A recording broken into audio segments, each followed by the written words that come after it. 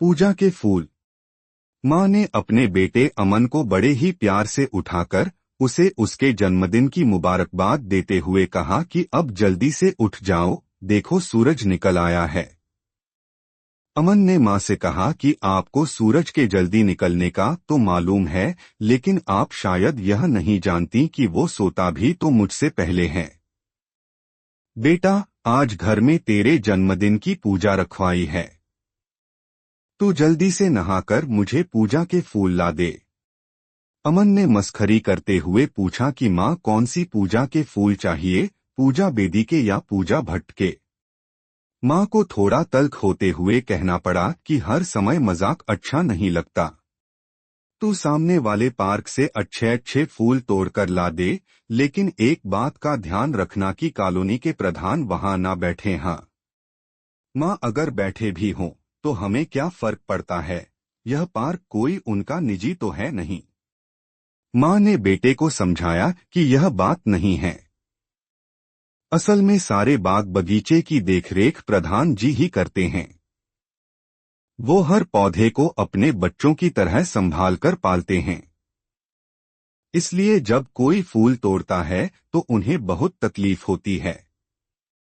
फिर अगर वो पार्क में बैठे हो तो मैं फूल कैसे तोड़ूंगा, बेटे ने पूछा।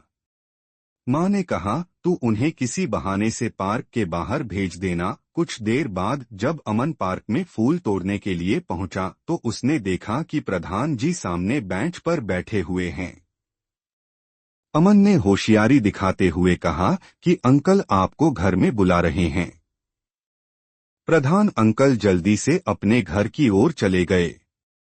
अमन ने पार्क से अच्छे अच्छे ढेर सारे फूल तोड़कर अपना थैला भर लिया। घर आते ही इतने खुशबूदार फूल देखकर अमन की मम्मी बहुत खुश हुई।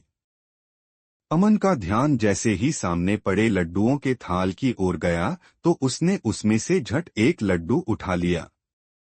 उसकी मम्मी ने कहा कि बेटा यह क्या कर रहे हो, यह तो प्रसाद है। अगर तुमने यह झूठा कर दिया तो भगवान जी नाराज हो जाएंगे।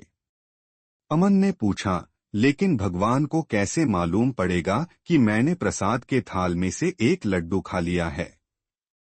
मम्मी ने प्यार से समझाया कि भगवान हमारे हर कर्म को देखते रहते हैं।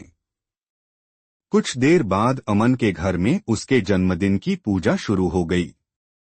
सारा परिवार पूजा में शामिल हो गया, परंतु अमन उदास सा अपने कमरे में जा बैठा। कई बार बुलाने पर भी वो पूजा में शामिल नहीं हुआ। जब पूजा खत्म हो गई तो पुजारी जी ने अमन से उसकी उदासी का कारण पूछा। अमन ने कहा कि ऐसी पूजा का क्या फायदा, जिसको करने के लिए हम समाज के साथ भगवान को भी धोखा दे रहे हैं। एक तरफ तो मेरी मम्मी कहती हैं कि भगवान हर समय हमारे साथ रहते हैं और हमारी हर अच्छी बुरी बात पर नजर रखते हैं। दूसरी ओर मुझे झूठ बोलने और चोरी करने के लिए कहती हैं। आज हमने यह जो फूल चोरी करके भगवान को अर्पण किए हैं, क्या इसके बदले वो मुझे सच में कोई अच्छा सा आशीर्वाद देंगे? पुजारी जी ने कहा कि आज तक तो मैं दुनिया को ज्ञान ध्यान की बातें समझाता रहा हूँ, परंतु आज इस नन्हे से बालक की बातें सुनकर मेरी भी आंखें खुल गई हैं।